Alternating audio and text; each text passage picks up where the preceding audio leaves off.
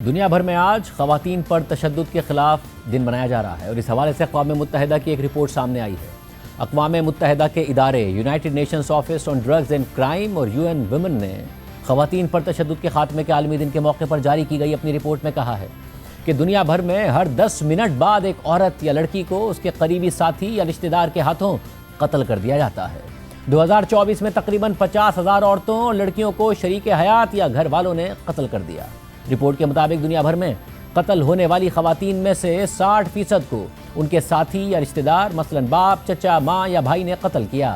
اس کے مقابلے میں مردوں کے قتل کے صرف 11% واقعات ایسے تھے جن میں قاتل کوئی قریبی شخص تھا۔ رپورٹ میں کہا گیا ہے کہ خواتین کے ساتھ ہونے والے 50,000 قتل کے واقعات کی یہ اعداد و شمار 117 ممالک سے حاصل کیے گئے ہیں اور یہ یومیہ 137 خواتین یعنی تقریباً ہر 10 منٹ بعد ایک عورت کے قتل کے برابر بنتے ہیں۔ دنیا کے کسی بھی خطے میں خواتین کے غیرت کے نام پر قتل یا نسلی بنیاد پر قتل کے واقعات سے مکمل طور پر بچاؤ نہیں ہو سکا، مگر افریقہ ایک بار پھر سب سے آگے رہا، جہاں گزشتہ سال تقریباً 22,000 خواتین قتل کر دی گئیں۔ رپورٹ میں یہ بھی کہا گیا ہے کہ ٹیکنالوجی کی ترقی نے عورتوں اور لڑکیوں کے خلاف بعض اقسام کے تشدد میں اضافہ کر دیا ہے اور کچھ نئی اقسام کو بھی جنم دے دیا ہے، جیسے بغیر رضامندی کے تصاویر شیئر کرنا، ذاتی معلومات عام کر دینا اور ڈیپ فیک ویڈیوز بنانا۔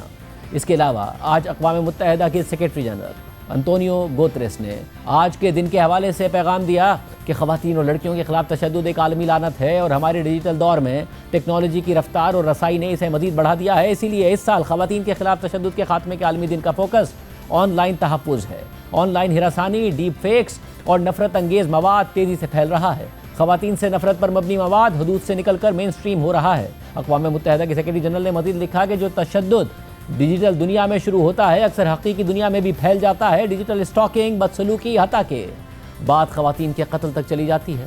اس بحران کے خاتمے کے لیے ہم سب کو آگے بڑھ کر اقدامات کرنا ہوں گے۔ حکومتوں کو چاہیے کہ وہ ڈیجیٹل تشدد کو جرم قرار دیں اور متاثرہ خواتین کے لیے معاونت کو مضبوط بنائیں۔ ٹیکنالوجی کمپنیوں کی ذمہ داری ہے کہ وہ اپنے پلیٹ فارمز کو محفوظ اور جواب دہ بنائیں اور معاشروں کو آن لائن نفرت کے خلاف متحد ہو کر زیرو ٹالرنس کا رویہ اختیار کرنا ہوگا۔ ہم یہ برداشت نہیں کر سکتے کہ ڈیجیٹل دنیا میں بھی ایک ایسی جگہ بن جائے جہاں خواتین اور لڑکیاں غیر محفوظ ہوں۔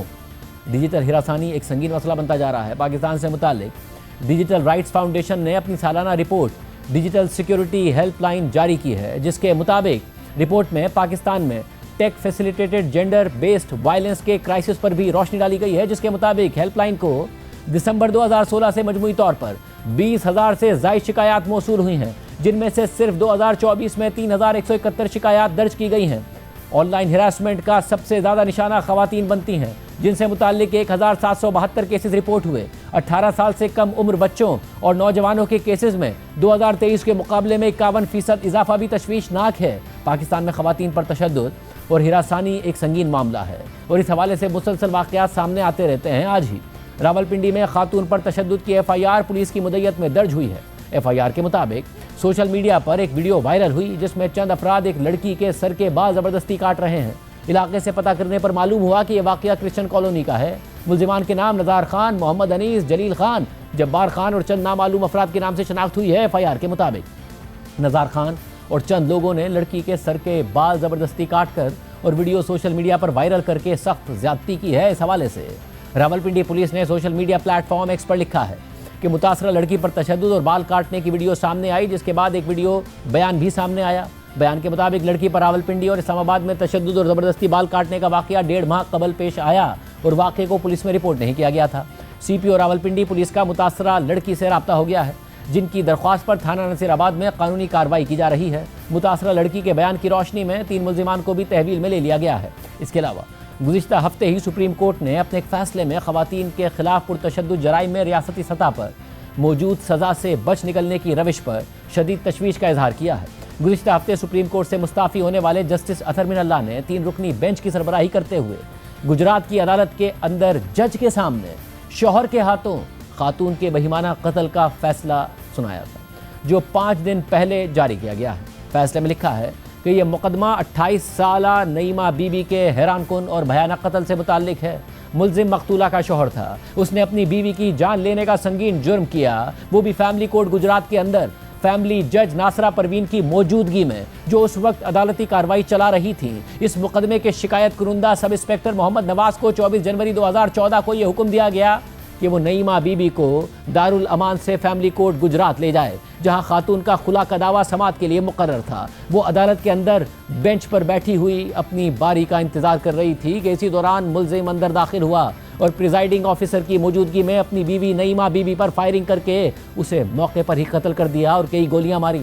इस्तगासा ने अपने गवाहान पेश किए और सबूत रिकॉर्ड पर लाए ताकि मुलजिम का जुर्म साबित किया जा सके। मुलजिम ने ना तो हल्फ पर बयान देने का इंतखाब किया और ना ही अपने दिफा में किसी गवाह को पेश करने की कोई ख्वाहिश जाहिर की। उसका बयान रिकॉर्ड किया गया जिसमें उसने एतराफ़ किया कि उसने अपनी बीवी का ये भयानक कत्ल अदालत के अंदर ही किया। ट्रायल कोर्ट ने मुकदमे के इख्तिताम पर मुलजिम को सज़ा सुनाई। ट्रायल कोर्ट की तरफ से दी गई सज़ाएं, जुर्माना और अदम अदायगी की सूरत में दी गई सज़ाएं हाई कोर्ट ने बरकरार रखी और मुलजिम की अपील मुस्तरद कर दी। मुलजिम को जुर्म के फ़ौरन बाद जाए वक़ुआ से ही गिरफ्तार कर लिया गया था और आला कत्ल भी उसके कब्ज़े से बरामद कर लिया गया था। वजह कत्ल भी मशकूक न थी क्योंकि जाए वक़ुआ और वो मुकदमा जो समाअत के लिए मुकर्रर था, दोनों ने ये वाज़े कर दिया था कि मुलजिम ने एक बेगुनाह नौजवान लड़की की जान क्यों ली जो रियासत की हिफाजत में थी। इस्तगासा ने मुलजिम का जुर्म शक व शुबे से बालातर साबित कर दिया था। ये बात ख़ास तौर पर काबिल ज़िक्र है कि मकतूला खातून नौजवान थी, वो रियासती अहलकारों की हिफाजत में थी और अदालत के अंदर बैठी हुई थी।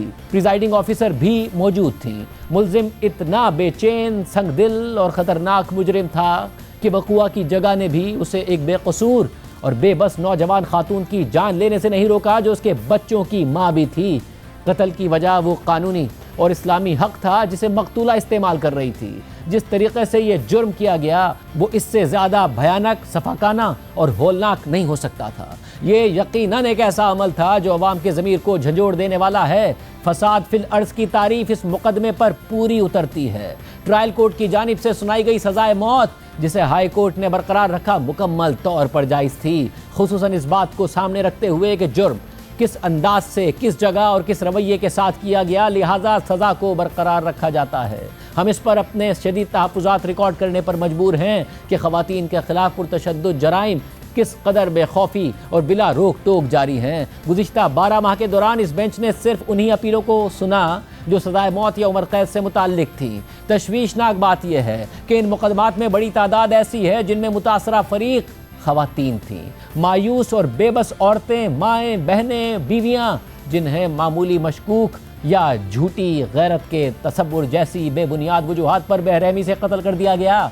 ये मुकदमात महज इनफरादी सफाकियत की निशानदही नहीं करते बल्कि एक गहरी बीमारी को जाहिर करते हैं, यानी एक ऐसा निज़ाम इंसाफ जो कमज़ोरों के बजाय ताकतवरों की खिदमत करता हुआ नज़र आता है। ये एक हकीकत है कि महरूम और कमज़ोर तबक़ात से मुताल्लिक मुकदमात में तफ्तीश अक्सर कमज़ोर, कॉम्प्रोमाइज़ या जानबूझकर गैर मौसर कर दी जाती है। अवामी तवज्जो, इदारा जाती रद्द अमल और मीडिया कवरेज भी मुतासरा शख्स की समाजी हैसियत से मुतासिर होती दिखाई देती है। जब जुर्म किसी बाअसर तबके में होता है तो तफ्तीश आम तौर पर मजबूत होती है और मसले को इलेक्ट्रॉनिक और प्रिंट मीडिया में वसी कवरेज भी मिलती है। लेकिन मुआशरे के महरूम और पसमानदा तबकात से ताल्लुक़ रखने वाली ख़वातीन के ख़िलाफ़ तशद्दुद शाज़ो नादिर ही इस नौयत की फौरी तवज्जो या इदारा जाती रद्द अमल हासिल कर पाता है। गुज़िश्ता एक साल में इस बेंच के सामने आने वाले मुकदमात एक निहायत संगीन हकीकत को बेनकाब करते हैं और वो ये है कि ख़वातीन के ख़िलाफ़ तशद्दुद के जराइम की कोई मौसर रोक टोक मौजूद नहीं है, ख़ुसूसन उन ख़वातीन के हवाले से जो पसमानदा और कमज़ोर तबक़ात से ताल्लुक़ रखती हैं। ऐसी रियासत जहाँ इस तरह की बेखौफी और सज़ा से बच निकलने का रुझान कायम हो, जहाँ औरतों को कत्ल कर दिया जाए या उन पर जुल्म किया जाए और कोई नतीजा सामने ना आए और जहाँ इंसाफ का दारोमदार ताकत और हैसियत पर हो, वो रियासत अपनी बुनियादी तरीन ज़िम्मेदारी में नाकाम हो चुकी है, यानी अपनी निस्फ आबादी की जान, इज़्ज़त और मसावात का तहफ़्फ़ुज़ करने में नाकाम हो चुकी है। इंसाफ का ये इम्तियाज़ी इतलाक़ हुक्मरानी और मुआशरे दोनों के अखलाकी ज़वाल को वाज़े करता है कि ऐसी रियासत जो सिर्फ ताकतवरों की हिफाजत करे और अपने कमज़ोर तरीन शहरियों को तनहा छोड़ दे, वो आइन के तहत कायम जमहूरियत की सूरत में काम करना छोड़ देती है। वो चंद लोगों के लिए चंद लोगों की हुक्मरानी बन जाती है जब कमज़ोरों के खून को नज़रअंदाज कर दिया जाए और ताकतवर तबके के लिए सज़ा से बच निकलना एक इस्तेहकाक बन जाए तो फिर आइन में दर्ज वादे महज एक खोखला फरेब बन जाते हैं। ایسی ریاست قانون کی حکمرانی قائم نہیں رکھتی، وہ طاقت کی حکمرانی نافذ کرتی ہے۔ ہم توقع رکھتے ہیں کہ پارلیمنٹ اور انتظامیہ بے خوفی اور سزا سے بچ نکلنے کے اس سلسلے کو ختم کرنے کے لیے مؤثر اقدامات کریں گی۔